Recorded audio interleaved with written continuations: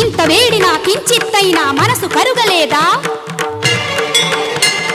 ముంచుకు వచ్చే క్షణ క్షణగండం దృష్టికి రాలేదా?